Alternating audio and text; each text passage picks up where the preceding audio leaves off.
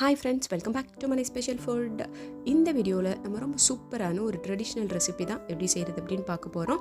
உருண்டை குழம்பு. நம்ம பருப்பு உருண்டை குழம்பு எல்லார் வீட்லேயும் வைப்போம். ஆனால் நம்ம இன்றைக்கி செய்ய போகிறது வாழைக்காய் வச்சு உருண்டை குழம்பு செய்ய போகிறோம்.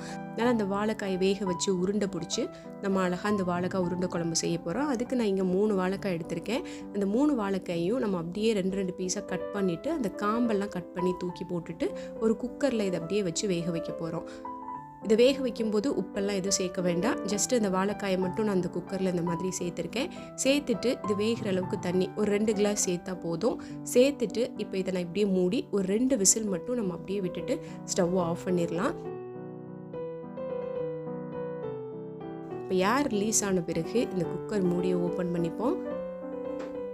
இப்போ இந்த பீஸ் எல்லாம் எடுத்து ஒரு பிளேட்டில் வச்சிடலாம். இது நல்லா ஆறின பிறகு நம்ம இது மேலே இருக்கிற அந்த வாழைக்காய் தோலை வந்து எடுத்துடலாம்.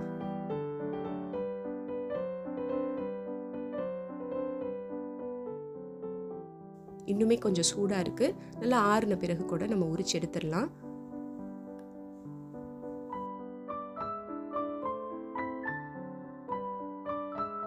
இந்த மாதிரி அந்த வாழைக்காய் மேலே இருக்கிற எல்லா தோலையும் எடுத்துட்டு இதை நம்ம துருவுறதை வச்சு அப்படியே துருவிக்கலாம். இல்லைனா நீங்கள் நல்லா அப்படியே மசிச்சு விட்டுக்கிறதுனால மசிச்சு விட்டுக்கலாம்.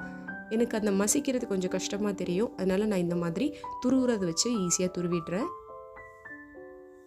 இந்த மாதிரி எல்லா வாழைக்காயும் நம்ம துருவி எடுத்துடலாம்.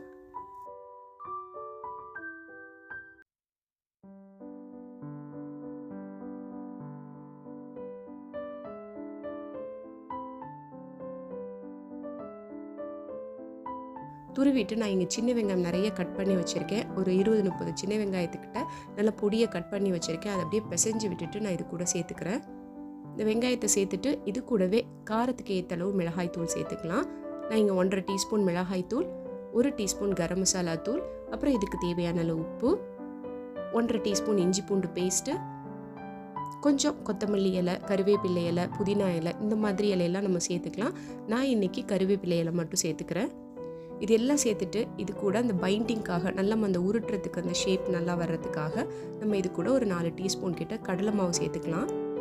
3 வாழைக்காய் எடுத்திருக்கேன், அதனால் 4 டீஸ்பூன் கிட்ட கடலை மாவு சேர்த்துக்கிறேன். சேர்த்துட்டு இது எல்லாத்தையும் ஒன்றா நம்ம மிக்ஸ் பண்ணி விட்டுடலாம்.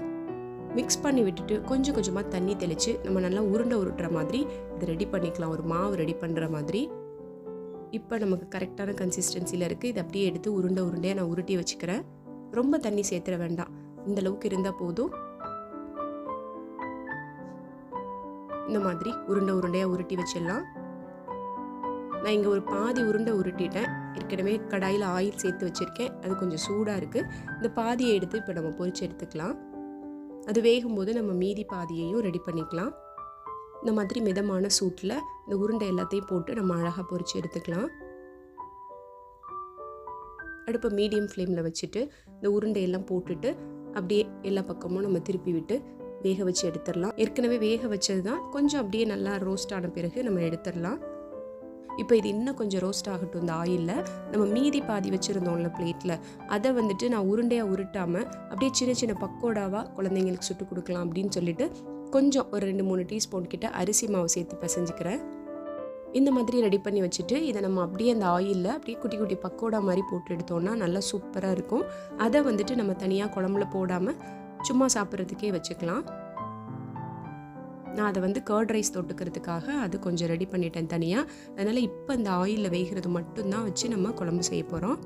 நீங்கள் வெறும் குழம்புக்கு மட்டும் இது செய்கிறீங்கன்னா 2 வாழைக்காயே போதும்.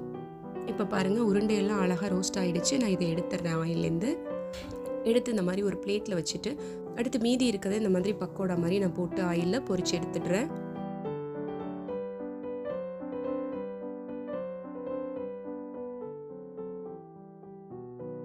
இப்போ நம்ம குழம்பை ரெடி பண்ணிக்கலாம்.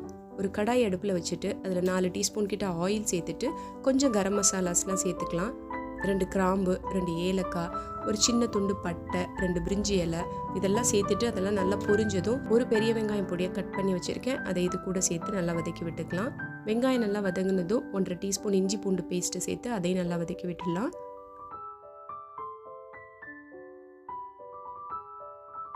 அடுத்து இது கூட 1/4 டீஸ்பூன் மஞ்சள் தூள், 1/4 டீஸ்பூன் ஜீரகத்தூள், 2 டீஸ்பூன் மிளகாய் தூள், 1 டீஸ்பூன் மல்லித்தூள், 1 டீஸ்பூன் கரம் மசாலா தூள் இதெல்லாம் சேர்த்து நல்லா கலந்து விட்டுடலாம். இந்த ஆயிலே இது கொஞ்சம் அப்படியே வதங்கட்டும்.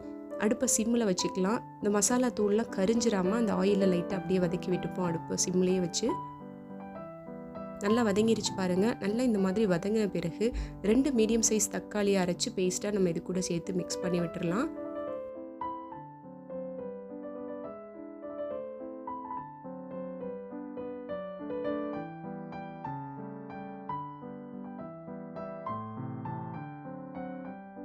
இதை அடி பிடிக்காமல் இருக்கிறதுக்காக கொஞ்சமாக தண்ணி மட்டும் சேர்த்து அப்படியே வதக்கி விட்டுக்கிறேன்.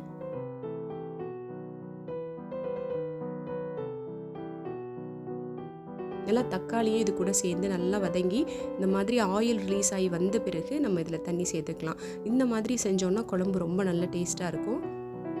பாருங்கள் நல்லா வெந்து ரெடி ஆகிடுச்சு. இப்போ இதில் நான் தண்ணி சேர்த்துக்கிறேன். ஒரு 2 கிளாஸ் நம்ம தண்ணி சேர்த்துக்கலாம். சேர்த்து நல்லா இப்படியே கலந்து விட்டுட்டு இந்த குழம்புக்கு தேவையான அளவு உப்பு சேர்த்துட்டு நம்ம அப்படியே மூடி கொதிக்க வச்சிடலாம். இது நல்லா கொதித்த பிறகு நம்ம உருண்டை எடுத்து சேர்த்துப்போம்.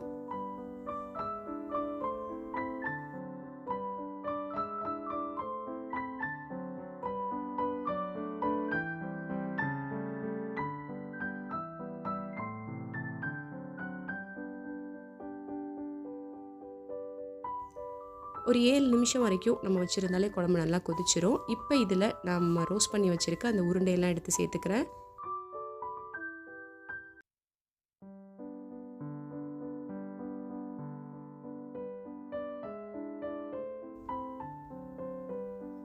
உருண்டையெல்லாம் சேர்த்தாச்சு. உருண்டையெல்லாம் சேர்த்துட்டு இதில் கொஞ்சமாக நான் இங்கே தேங்காய் பால் சேர்த்துக்கிறேன். கொஞ்சம் திக்காக இருக்கிறதுக்காக 1 தேங்காய் எடுத்து நான் தேங்காய் பால் எடுத்திருக்கேன். தேங்காய் பால் சேர்த்துட்டு நல்லா அப்படியே கலந்து விட்டுட்டு இன்னும் ஒரு 5 நிமிஷம் மீடியம் ஃப்ளேமில் கொதிக்க வச்சுட்டு ஸ்டவ் ஆஃப் பண்ணோன்னா ரொம்ப சூப்பரான வாழைக்காய் உருண்டை குழம்பு அழகாக நமக்கு ரெடி ஆகிடும். டேஸ்ட் ரொம்ப அருமையாக இருக்கும். ரொம்ப ஹெல்த்தியான ஒரு டிஷ்ஷும் கூட. நீங்களும் ட்ரை பண்ணி பாருங்கள். இந்த வீடியோ பிடிச்சிருந்ததுன்னா மறக்காமல் மனை ஸ்பெஷல் ஃபுட்டுக்கு லைக் பண்ணுங்கள். இன்னும் சப்ஸ்கிரைப் பண்ணலன்னா சப்ஸ்கிரைப் பண்ணுங்கள். இதே மாதிரி வேறு ஒரு நல்ல ரெசிபியோடு நம்ம அடுத்த வீடியோவில் பார்க்கலாம்.